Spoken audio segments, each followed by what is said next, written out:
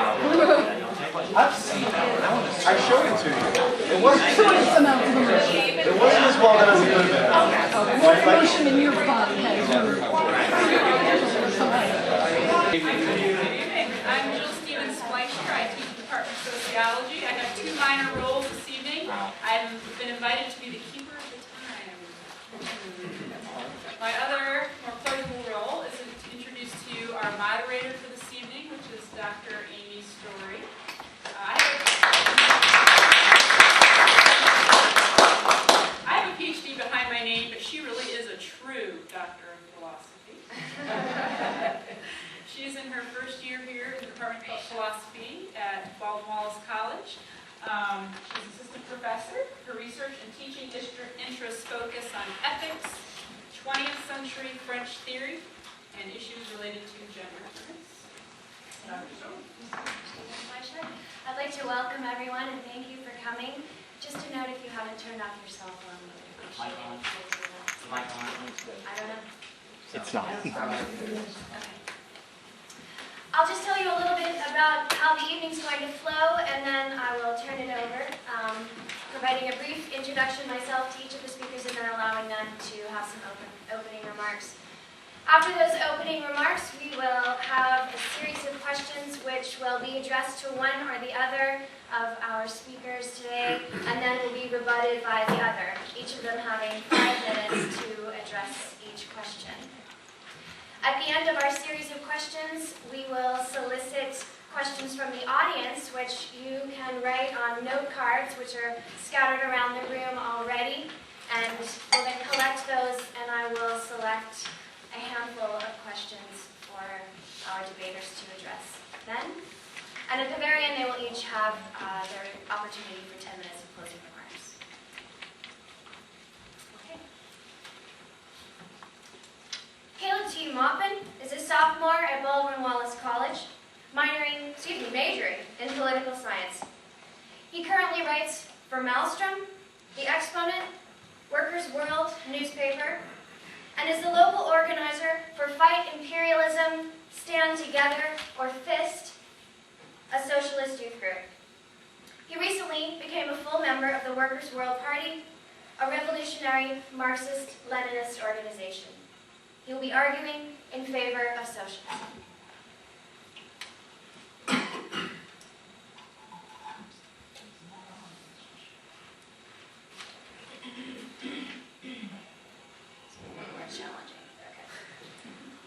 I think we'll turn it on, then we can get started here. Oh. All right, well, I wanted to start out by saying, that I want to thank Tim Davey for agreeing to this debate, first of all, because I thank you for agreeing to this. I think this is a great night, and though we might all not agree with each other at the end of the night, I think we're all going to come out of this much better informed about things. So, I wanted to start off with what made me a socialist. What was it that attracted me to the idea of socialism? And essentially, it was when I was growing up, I was reading a lot of history. And I learned about a time in the history of this country where people worked for literally pennies an hour. And I learned about a time in the history of this country where people worked 12-hour shifts in mines and mills. And I learned about a time in the history of this country where children worked in factories. I hear horrible stories of people, children too small even to stand up on the assembly line, who had to stand up on a box to get up to the assembly line to work in that factory at ages of 5 or 6. I learned about a time in the history of this country where organizing a union was a crime. It was a crime to organize a union and fight against the way things were. And while all of this was going on, what did they say about the people organizing against all of this? What did they say about them? They said that the media and the newspapers, they said, these people that say they want higher wages and decent health care and benefits, they say they want that, but what they really want is socialism. They're a bunch of communists. And I went on to learn about a time in the history of this country where black men were being lynched by the Ku Klux Klan and by racists. Black men were being taken and hung from trees, their bodies mutilated by racist mobs. And people would pose for pictures next to these dangling corpses. That was the horror of what was going on. And Jim Crow and segregation. What did they say about the people that were organizing against all of this? What is it they said about them?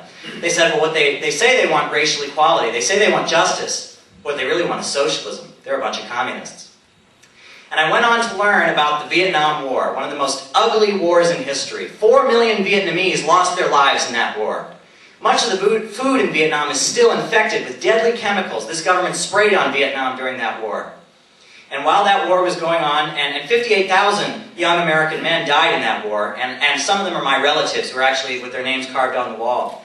And while that war was going on, while that was going on, there were youth in the streets against it. There were people sitting in, there were people protesting out in the streets, demonstrating against it. And what did they say about them? They say they want peace. What they really want is socialism. They're a bunch of communists.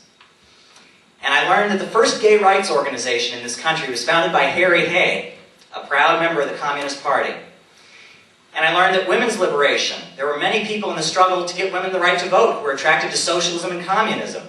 The suffragists contained many socialists and many revolutionaries. And it was learning all of this that made me think, you know, maybe these communists, maybe these socialists, maybe they ain't so bad after all. And I say this at a time when we are in the middle of an economic crisis.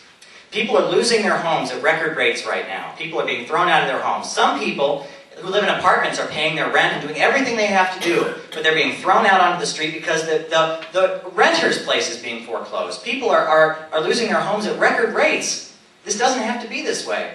And you continue to learn about, you know, in international scene, 30,000 children die every day of starvation in this world, in places like Africa, which have totally embraced the free market, neoliberal, IMF, you name it, and people are still dying of starvation.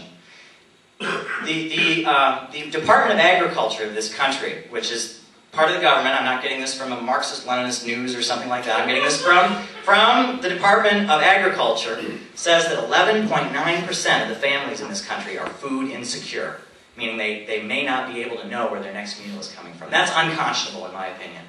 People are being laid off right now. People are being told they've come to work for sometimes 20, 30 years, and they're being told, you know, you worked hard for us, you worked hard, but the economy went up, the economy went down, whatever their bullshit excuse is, you're being thrown out. You don't, you know, and they're being put out of work. And I say this at a time there's a bloody war in Iraq going on. And I'm going to say it straight up. You know, the Democrats, Barack Obama, Hillary Clinton might not say it. This war is about oil profits for the ruling class of this country. It is about the rich wanting to expand their wealth and control international oil markets.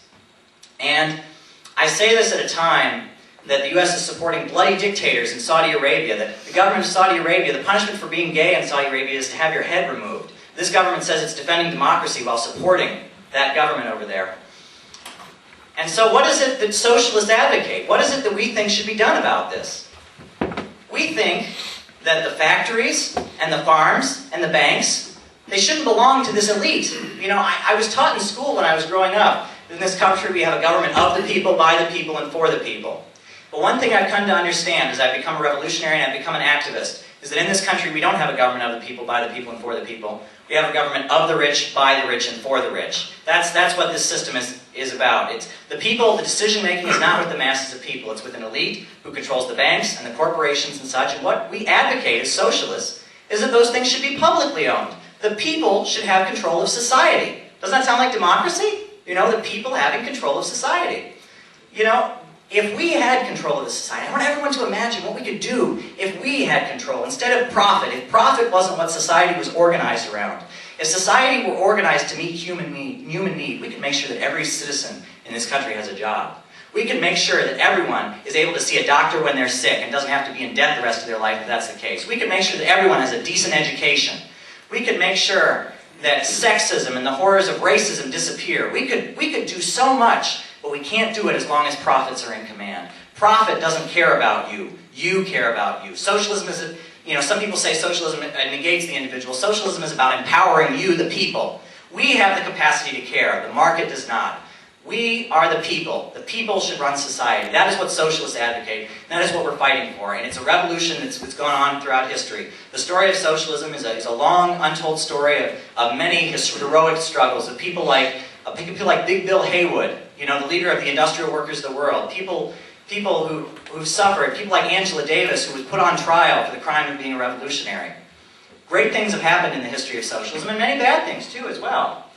But the point is that the people should be in control. You cannot believe in democracy and not be a socialist.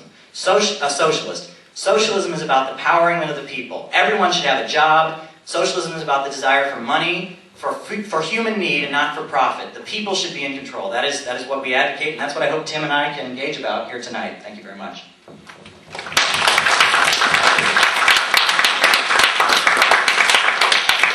Thank you, Caleb, for those excellent opening remarks.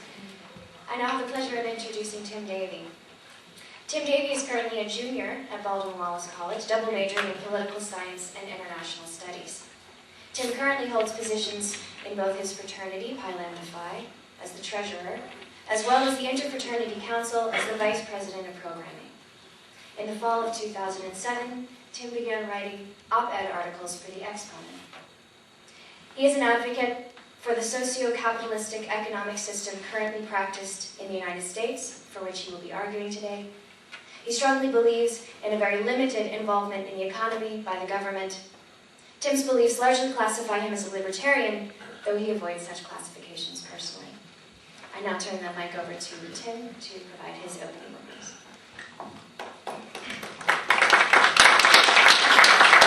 Thanks, Sam. Unfortunately, unlike him, I'm going to actually have to operate off of some notes, so I apologize for that.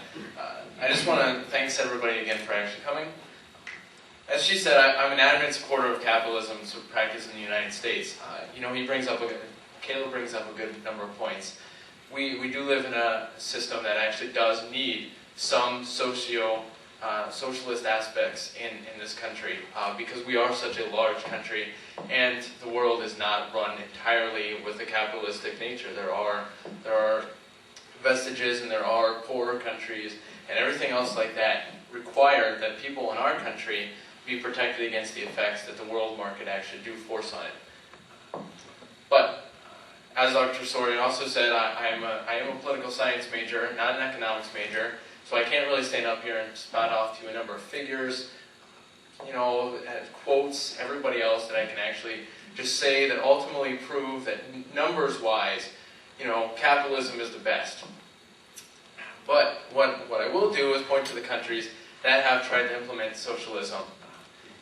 It's one of the primary things, Soviet Union, and I guarantee there will probably be reactions against this, but the Soviet Union did actually try and implement socialism.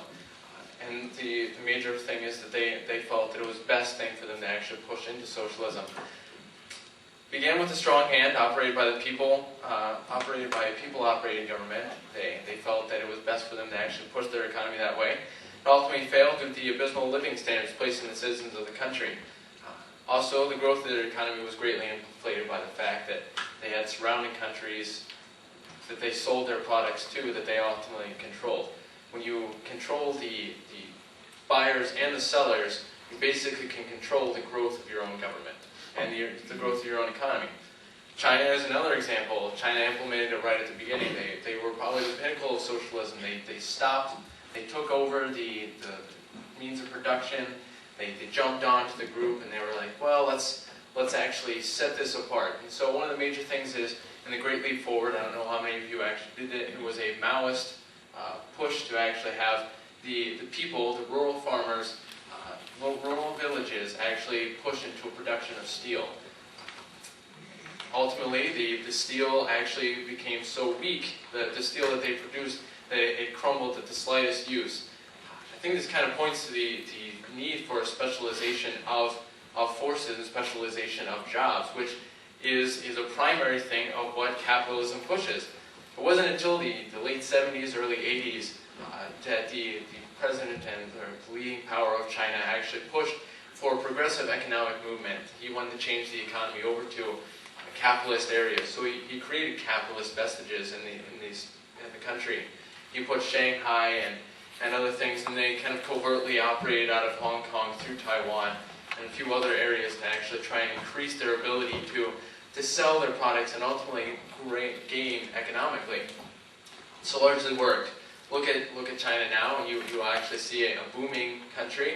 They have largely implemented all these things, and these little vestiges of capitalism help raise their economy. And I point to and say that the little vestiges of capitalism are the parts that actually raise the economy, because the other areas that China actually addresses, such as the rural communities and the communities that the cities that aren't actually included in this capitalistic special administrative region that they push out there, ultimately live in a huge unemployment rate, and yearly the income of these individuals is regularly under $1,000. It's fairly low for a country that actually has such a thing. It is a fact that socialism practice in these countries led to the ultimate downfall of their economies and the ultimate reformatting of them as well. The ultimate socialism of their economies. But it is also a fact, however, that capitalism is not perfect. Winston Churchill once said of democracy, many forms of government have been tried and will be tried in this world of sin and woe. No one pretends that democracy is perfect or all wise. Indeed, it has been said that democracy is the worst form of government in all those other countries. But it is also the one that is better than any of the ones tried from time to time again. I believe the same can be said of capitalism. Capitalism has victims. You don't have to look far to find them. You can actually go into the city and you can find the victims of capitalism. And I find it, it is disheartening. I'm not going to stand up here and say that I go there and I don't feel any kind of sorrow. I don't feel any kind of woe, and I really wish that I had an ability to actually help them out throughout their abilities. But I do know a man, capitalism also has its successes. I know a man who, through hard work and determination, he rose from the son of a truck driver and a family that was living largely on welfare stamps to someone who actually owns their own company and is worth $3.5 million by the time they're in their late 30s by working incredible amounts of jobs. And this brings up another point, because the point can be made that people, it's hard because he had to work that hard, and it was rough, and it's unfair because there are individuals that don't have to work as hard to actually get the same kind of benefits in life. There are billionaires. The son, I'm sure that if Bill Gates, I actually don't know for certain, but if Bill Gates were to have a son, I'm pretty certain that he probably would not have the same kind of difficulties that people such as myself, coming from a one-parent family whose mother died at a very young age, and I had to actually do about the same kind of thing. It's rough to actually work through all that, and he probably wouldn't have had to deal with that same thing. But I point out that these struggles are also things that people have taken on themselves, and the people that actually capitalize on it and push past these things. I personally know that I would not actually, sitting here in this college to actually work my way through, I put myself through college. I don't feel that the people who are actually getting a free ride are the ones that, I feel any worse about them. I also don't feel that they should actually be punished for their freedom or their ability to actually do things. I find it rough, and I do want to point out the other aspect of this as well, because it is an aspect that there are companies out there that are laying off workers. It is a troubling time for the economy at this moment.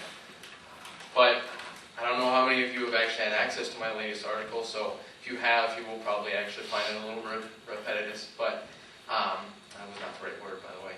But the problem with this is that they are laying off their workers, and it is a very bad thing. I don't actually sit there and say that they shouldn't actually lay off their workers, but the aspect of saying that they're doing this to preserve their profits is also a note that I don't actually agree with, because if they are doing it to preserve their profits, where is the gain in this? They're making their own workers, the people who are actually buying their products, because if you work at a company, it's very likely that you're going to buy your product. They're making them unable to buy their own products. They're making the rest of the country poor so they can be rich and the rest of the people can't buy their products. By the rich actually getting rid of all the people that actually buy their product by making them increasingly poor. It's not something that's going to actually happen, that they're actually just going to hope that, the rest of the world will actually deal with this. It's just going to be great that, though we are laying off these workers, I'm sure they're just going to continue buying our $180 pair of Nike tennis shoes. I find it very hard to believe that would be something that they would actually point out.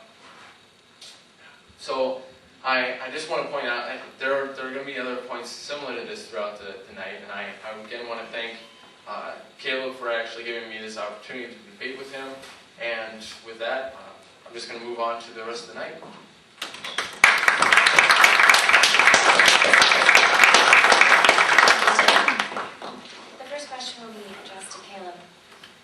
Mr. Maupin, considering the history of failed socialist states in Eastern Europe and the Soviet Union, along with considerable state-sanctioned violence in the Soviet Union under Stalin and in China under Mao, how can one claim that socialism can actually work and promote the good of the general public? Well, I just want to start out by saying that we are constantly hit over the head with all the bad things that have happened in socialist countries. If anything ever bad happened in a socialist country, we hear about it, and we hear it over and over and over again. Take the Ukrainian famine. You know, we hear about the Ukrainian famine. They've even gone as far to call it the Ukrainian Holocaust, this famine that happened in the Soviet Union, which was horrible. It was 2 years long. But every day before the revolution in Russia and in the Soviet Union was a famine. Every day was a famine. The revolution in Russia, the Soviet regime was actually able to cure starvation for the first time in the history of the Soviet Union. Well, of course, we never hear that. We just hear about this famine that went on, and it was bad, and here are these pictures of starving people, bad famine, bad famine. Every country, every capitalist country is allowed to make mistakes, but socialist countries are not. Socialist countries are not allowed to make mistakes because the people who own the media, the big businesses, etc., don't want us to know about the good things that have happened under socialism.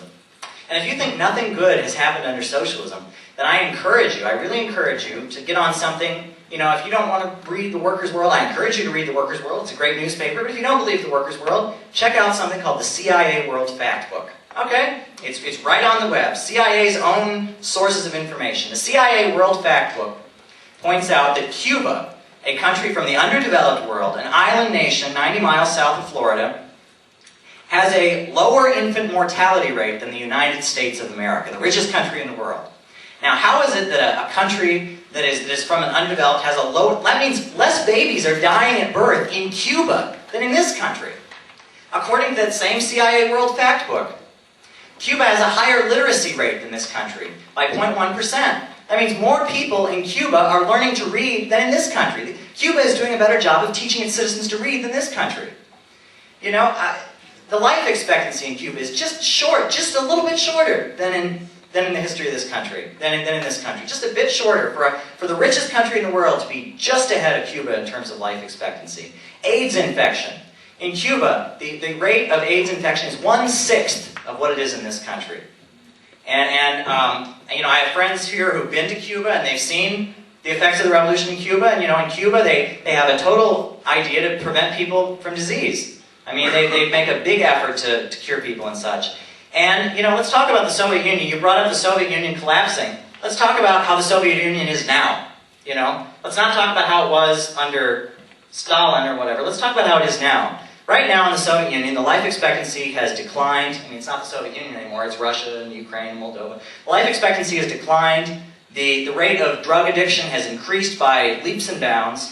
People are dying at unprecedented rates. It's one of the only countries in Europe that is actually not increasing in population, it's depopulating.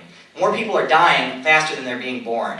The healthcare in the former Soviet Union is in a wreck, and it's in a wreck every place. The economy is in a wreck, unemployment is skyrocketing, and the only country in the former Soviet bloc that's not the case is Belarus. Belarus. The only country in the former Soviet bloc. And what is it special about Belarus? That Belarus has kept public ownership of the means of production. Lukashenko is the leader of Belarus, and he is a proud socialist, a proud communist, and he's leading Belarus, and they're the only country that hasn't felt the full effect of the economic system you're defending. And I just want to end on the point that, or maybe I can keep going on. You're looking. I just want to talk about, you know, is it worth it? Is it worth it for people to be totally unemployed? Is it worth it for the 30,000 children in Africa to die of starvation because that 1 in a million people might be able to start their business and get to be a million? Is it worth it for that one person? Is it worth it? I mean, I don't think it's worth it. I think it's not worth it for people to not be able to get the education it's needed. It's not worth it for the 47 million people in this country that can't get health care to not get health care. It's not worth it just for this pie-in-the-sky dream that someday you might be the next Bill Gates, because you know what? I doubt anyone in this room is going to be the next Bill Gates. Thank you.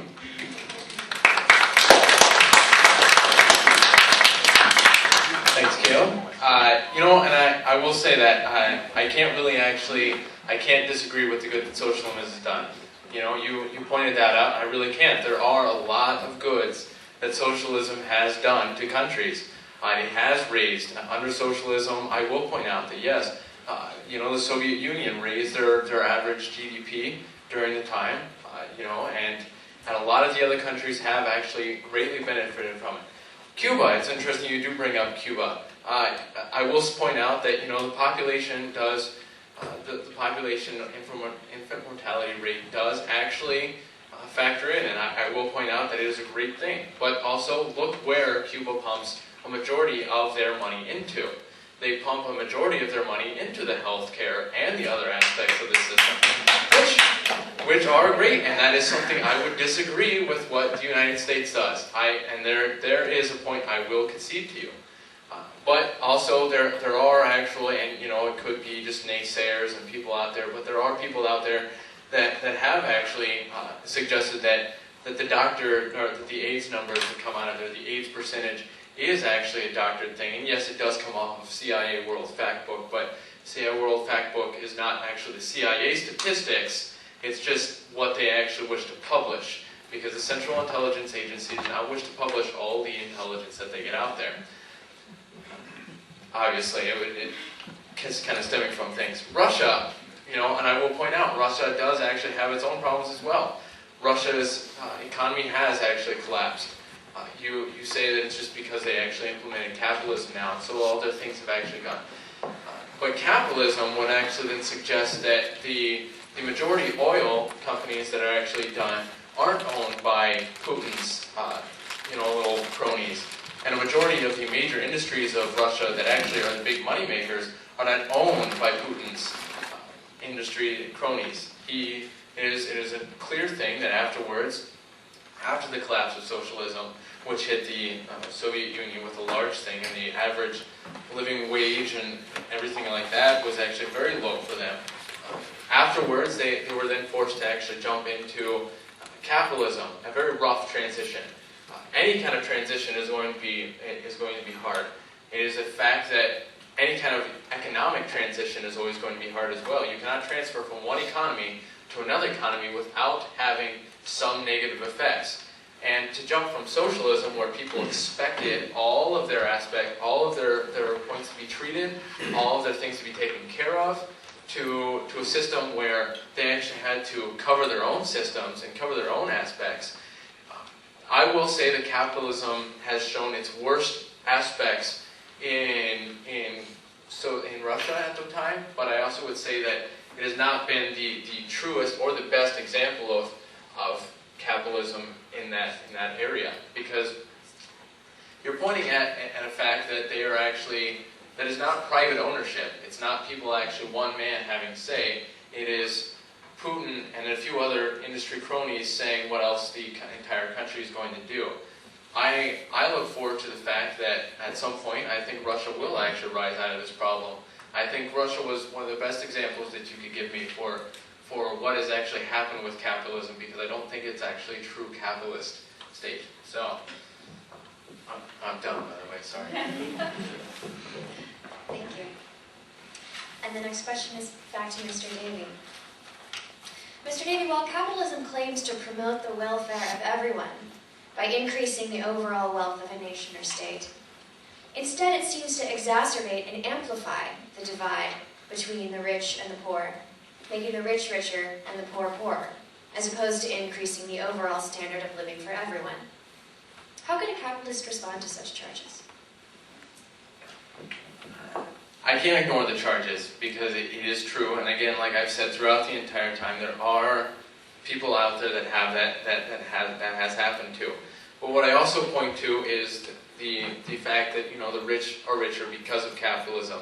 The rich are richer because of a desire to actually do competition. Competition leads to an economic growth overall. An economy cannot grow without competition in the market. Nor can the economy grow without competition on the world market. If we were to actually go into, cut out competition so that salaries could actually lower, because that's really the only way you could actually do that, is to cut out competing in companies, cut out any kind of competition to actually allow every company to offer the same kind of product, so that every company was able to afford to produce that same kind of product on the same level while hiring the same amount of people. You would actually then be facing the fact that you're going to have companies from China, not American-owned companies, by the way. You will have Chinese-owned companies, and European-owned companies, and German-owned companies, and even Russian-owned companies, sending people over because Russia and Germany and China and even some of Africa, which he so astutely pointed out, does actually exploit the workers as well. They were probably one of the worst things, at least we actually do, with the socio-capitalistic parts of America, set up examples of how we can actually help out, or at least put some basic labor standards in place, which is another point I agree with you on. Labor standards are a necessity. But I would also point out that, higher salaries ranging over $100,000 do not agree but to the competition, now like I stated. These are highly skilled jobs, and the companies seeking them are seeking higher skilled people. And if a company is seeking that, in the interest of competition, these jobs are paid highly to attract the individuals. That's why these salaries spike. I'm sure when the first computer person came out, it was probably a lot higher than it is now, and those salaries have dropped.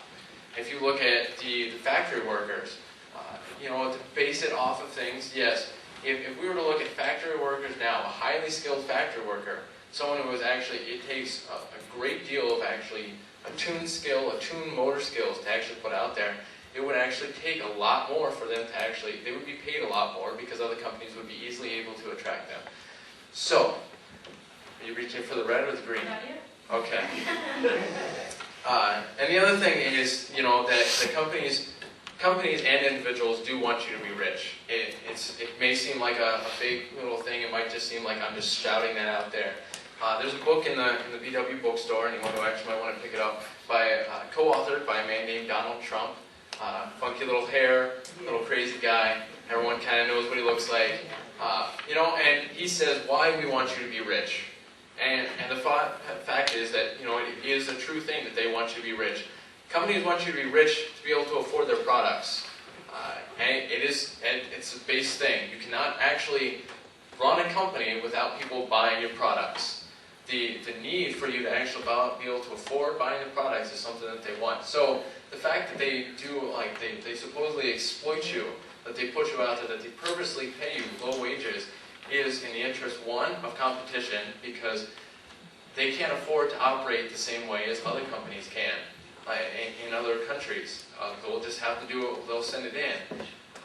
And there are necessary stems out of that, like limiting free trade and all the other aspects that could possibly come from it.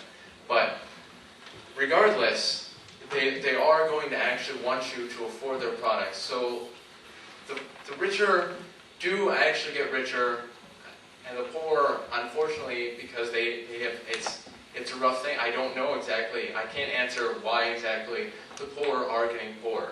It is a problem, I believe, of the actual competing world markets.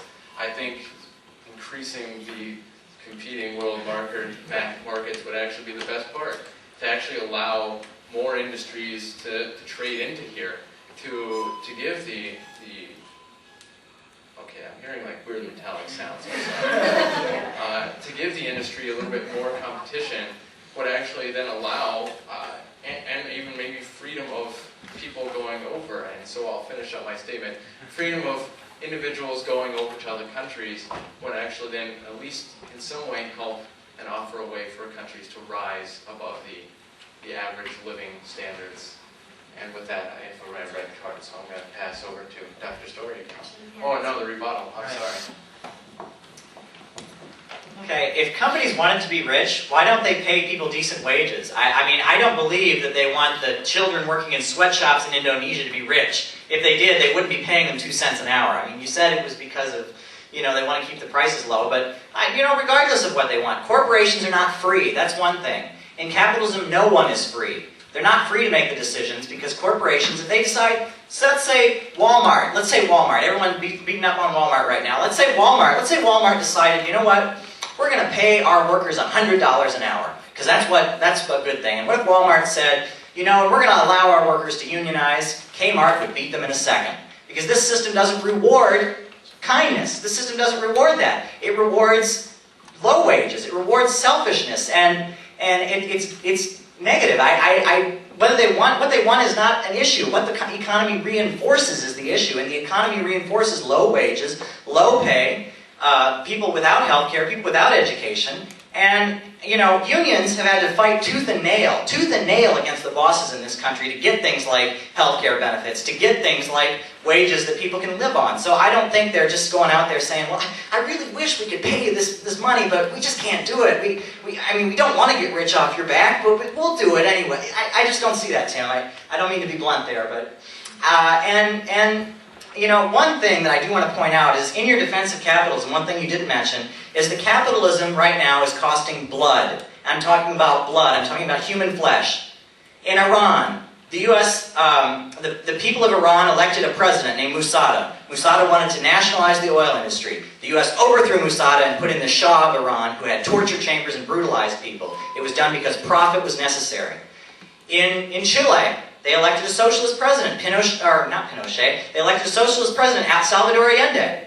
Allende wanted to nationalize industry so he could feed the people. The U.S. wasn't having any of that. They installed Pinochet. And they turned the National Sports Stadium, they turned it into a concentration camp. People were lined up and shot. So many people had filled the sports stadium. That's what has to be done to maintain this system around the world. Profits cost blood. They cost human flesh. And let's talk about this. This belief that people want us to be rich. And by the way, I wouldn't cite Donald Trump personally. That's just not someone I would cite. But that's your business. But profits. Human planning is made not in what is the interest of human need.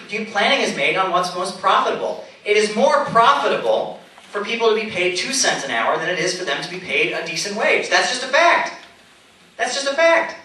Who can argue with that? It is more profitable for the U.S. to have control of the oil markets than have to deal with Saddam Hussein, who wasn't going to do what they wanted. So now we're in Iraq, and people are dying. 1 million Iraqis are dead now because of that war.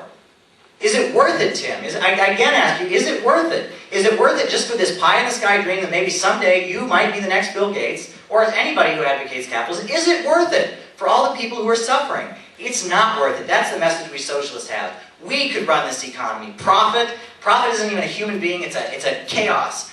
People could run this economy much better than the anarchy of profit or the chaos of profit. I'll have to forgive my anarchist friends, will have to forgive me. But the chaos of profit is not worth running the economy. We can run the economy. Human beings can run the economy. People before profits. Human need before war, death, and destruction. That's the message. Thank you.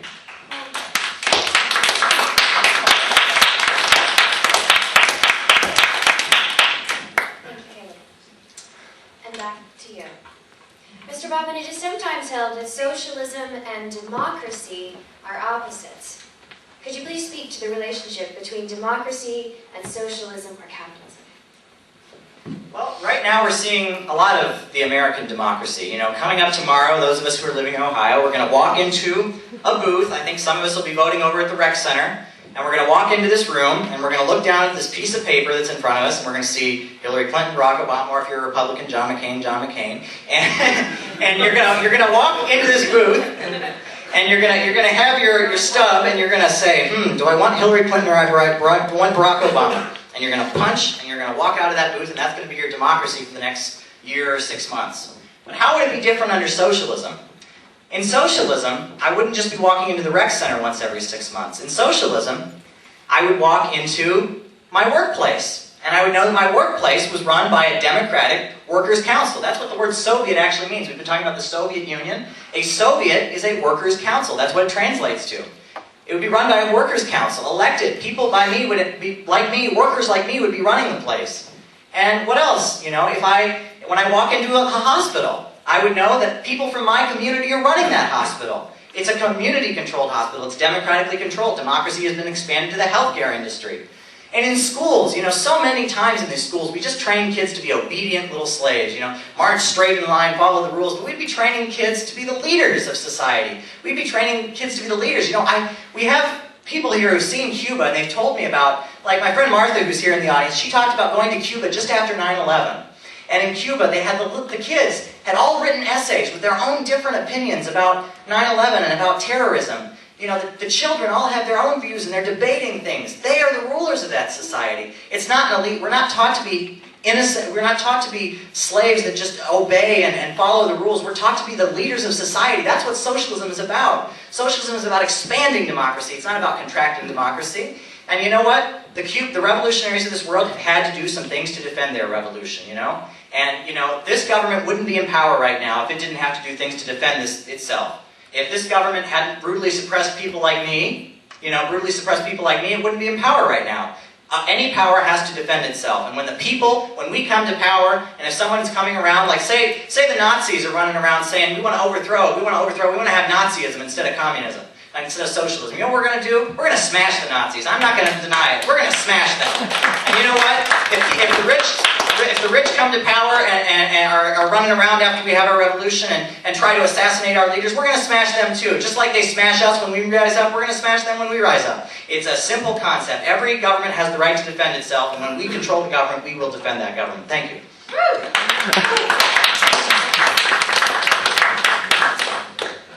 You know, I got to point out, one, that using the American democracy is really kind of a flawed thing.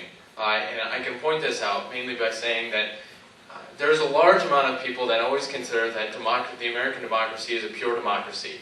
You look at it and you expect people that, like, we actually claim that it's a democracy.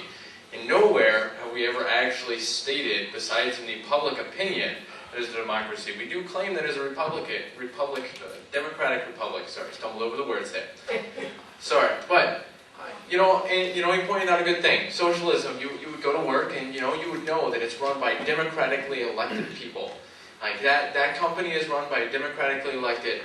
You, as a socialist, have the ability to actually run or effectively run anybody. But the other thing is, in socialism, if everyone has an opinion, you have the say, your ability to actually truly affect the way that the country is running without just electing some leader or somebody else to actually do the decisions for you, which is what we do in a democratic republic. If you were actually, truly pure democracy, then you would actually be going into work, and for at least, probably the first maybe half the day, probably even more, you'd actually be sitting there and debating with the other people in the work how you're actually, what exactly is going to be on the agenda today, what you're going to do. You're also going to be, debating about what actions the country needs to take, because it's socialism.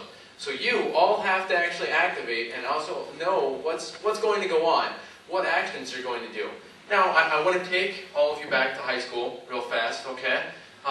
Or even like in college now. Who remembers the time when they were actually, in a group of people where they all had to actually agree? And how many people have actually been able to truly agree with everyone? Also, how many people have actually been able to truly agree in a group in high school, say, or in everybody? Human nature doesn't actually allow us all to agree on the same thing. Unfortunately, there are going to be people that aren't liked. So is that view then not actually passionate? I apologize. Yes, I know. Apparently governments have also smashed it, but also people in general, there are a large number of people here that actually believe in socialism, believe it's the best thing. And there have been people that spoke against you, and I apologize for any vehemence they may have spoken against you, because I don't think that's right. But I think that it's also a fact that apparently they do not agree with the view that you want to take. They don't agree that socialism is the best aspect. They would prefer to be able to take their leisure time and sit and watch TV and be able to actually do a bunch of leisure activities instead of debating every time that they have a chance about the aspects of the country and what they're going to do. Because they have to decide tomorrow whether they're actually going to, they as a country are going to go into a foreign country and do an action. Look at Congress. Congress politicizes issues, and yes, they are actual leaders, probably funded by people. The money is playing a major issue.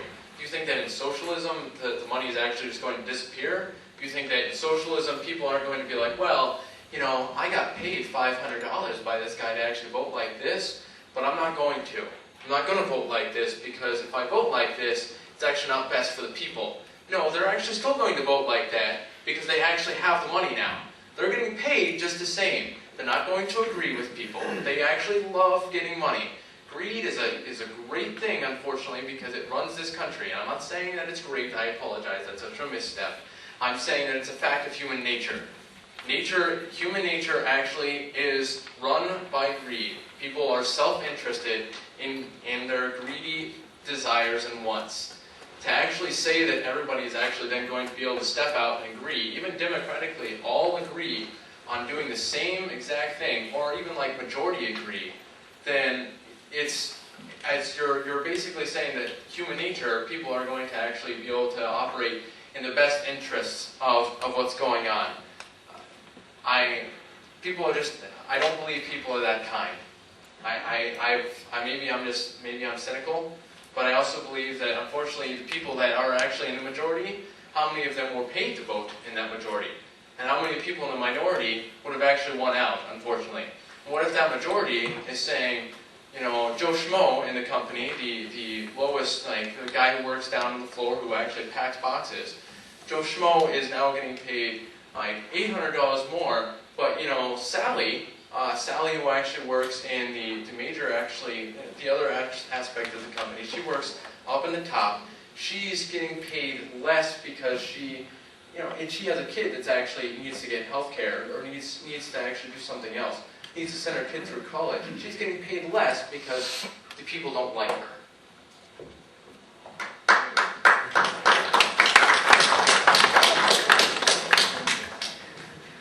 Thank you, Mr. Davey. Back to you. Tim, could you please address whether and how capitalism promotes individual freedom? In relation to freedom, capitalism, in capitalism, one has the freedom to decide, how rich or how poor they're going to be by the amount of work that what they choose to do, how hard they actually work. And I know, again, like I said before, it requires, unfortunately, for some people, it will require a lot more work. But in socialism, one is at the whimsy of the majority of the people.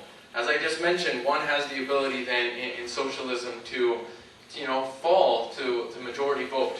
Apparently, if someone actually really wants this money, and they have enough friends, then the rest of the people aren't going to actually fall into that category. But this person who really wants this money in capitalism, they can go out there and they can find the other jobs. It's going to take a lot more work. Yes, they might have to actually work, unfortunately, at the lowliest institutes or at the other areas.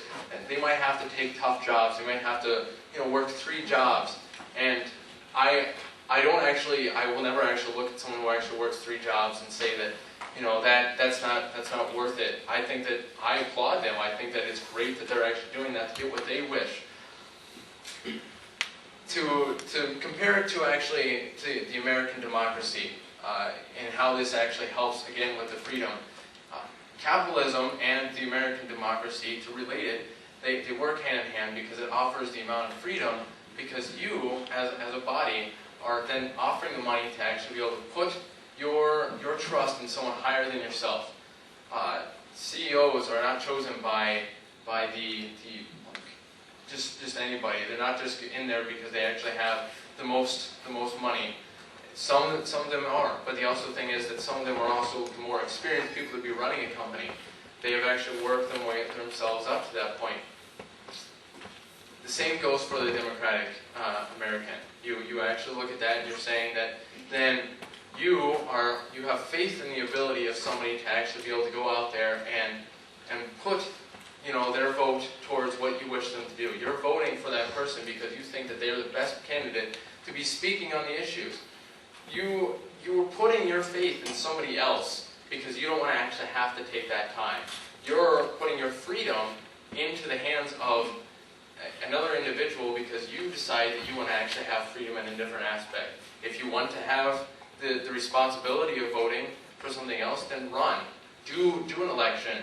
Run into an election, go into something else, start at the lowest level. I find it hard to believe that in Berea, Ohio, a small town like this, that it would be hard for somebody to actually run and win for a city council vote, unless you're like the most unpopular person. It is a small town. To be able to actually win the majority, I don't believe would actually be a hard thing. That's a step into the ability to influence the smallest government. Therefore, you are taking the responsibility to influence your limited amount of freedom. You can work your way up. People actually do the freedom, use their freedom to actually influence who else will actually be doing things. They have the freedom to actually influence who else will be making the major decisions because they want to have the freedom to sit back and watch the latest thing of Oprah or the latest picture on the movies or things like that. People want freedom in other aspects. They want leisure freedom. They don't want to have to deal with the issues of war and things like that. People that are in this room are the ones that actually want to deal with the issues. Because the other people who decided either not to come here or were maybe not informed or just decided it would be better for them to actually sit down and watch Oprah, obviously they thought that would be a better use of their time.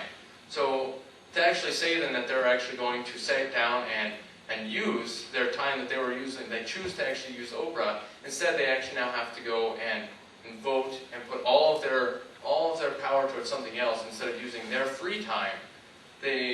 You're eliminating freedom in socialism. You're eliminating the freedom to actually act how you choose.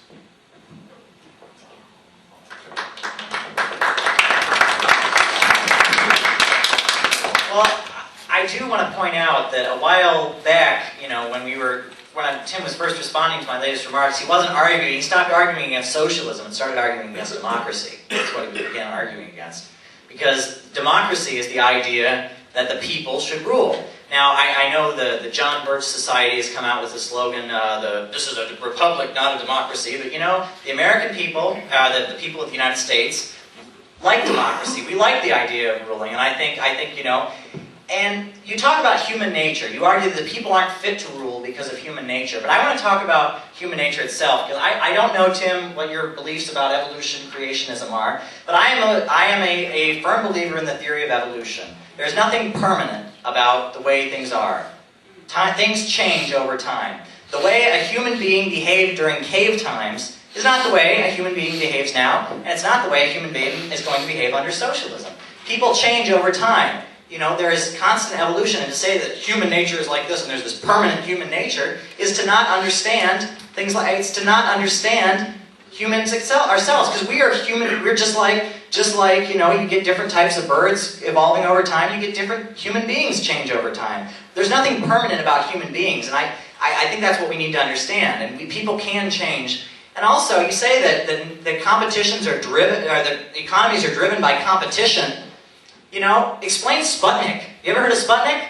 That was the first spacecraft ever launched in the history of the world. The first object to orbit the Earth was launched in a socialist economy that was not run for profit, not run for human need. It was launched by the people of the Soviet Union. They launched Sputnik, which circled the Earth. Now, if there's no incentive, if everyone just stays home and watches Oprah, then why would they launch Sputnik? That doesn't make sense, Tim. That just doesn't make sense. There must have been some motivation to do something. How was it the Soviet Union went from having no steel industry, no healthcare industry, or healthcare industry wasn't an industry for once. Under socialism, it's not an industry, it's run by people. But, how is it that the Soviet Union was able to advance? You've admitted that they've advanced. You've admitted that these advances have been made. How were they made if competition is this big necessary thing? Competition and capitalism brings out the worst in people. You talk about the negative sides of human nature. That's the worst part of human beings. The negative parts of human beings. Greed is not a family value. Greed is not a fun thing. Greed is not great. And if you run a society based on greed, is that the society we want to live in? A society based on greed? Let's come up with another motivation. Let's talk about brotherhood and sisterhood and communitarian. That sounds like a much more of a value. I'd like to live in a society based on those values. And you want to talk about individual freedom, There are many people in the history of this country whose rights have been suppressed because they came up against this society. To say that capitalism breeds individual freedom is false. In this society, let's take, for example, you ever heard of COINTELPRO? Anybody heard of COINTELPRO? That was a government program designed to suppress the left, okay? The most small things they did was like, say we'd have an event like this tonight. This was in the 1960s, by the way. Say we're having an event. We put up flyers all over. Well, the FBI would put up flyers and say, this event's canceled. They did stuff like this. That's the small things they did. One of the most extreme things they did is Fred Hampton was a leader of the Black Panther Party in Chicago. He He was the leader of the Black Panthers. He united all the racial gangs in Chicago into the Rainbow Coalition. And what did the FBI do? And they admit they did this fully. I mean, the files have been released. They gunned him down in his bed with 200 bullets. Yeah, he was sleeping in his bed and they gunned him down. And that is, you know, and look at all the people who've been murdered in the history of this country. You know, John Brown thought slavery was wrong. He tried to lead a rebellion. He got killed. You know, this government suppresses people that oppose it. You know, Larry Hales, a member of our party, he was in his apartment, minding his own business. Cops busted in, 10 cops, threw him to the ground. I mean, you can read the account of it on the Troops Out Now website. This man's been brutally suppressed. There's people here in Cleveland, you know, who've been suppressed. You know, Carol Fisher, a member of the Revolutionary Communist Party, another party. She was out distributing leaflets. The cops attacked her. You know, the state is always reinforcing the status quo, and to say that capitalism, you know, breeds freedom and everyone's going to be free under capitalism. The rulers of this country, the rich people, the bosses, the people who own the banks, the factories, and the means of production, they're not going to just sit by and let us vote them out. You know, there is suppression of people like us, and to say that you know, capitalism is this free society where there is no repression is just false. Thank you.